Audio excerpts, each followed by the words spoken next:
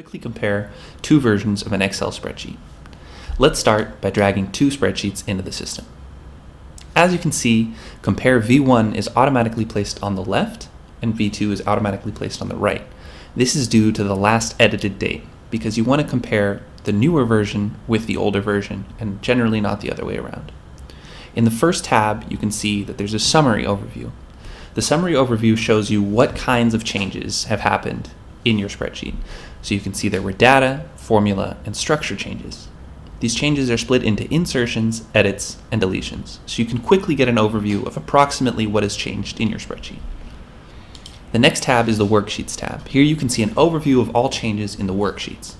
You can see if their position has changed, if their name has changed, maybe a worksheet's been deleted.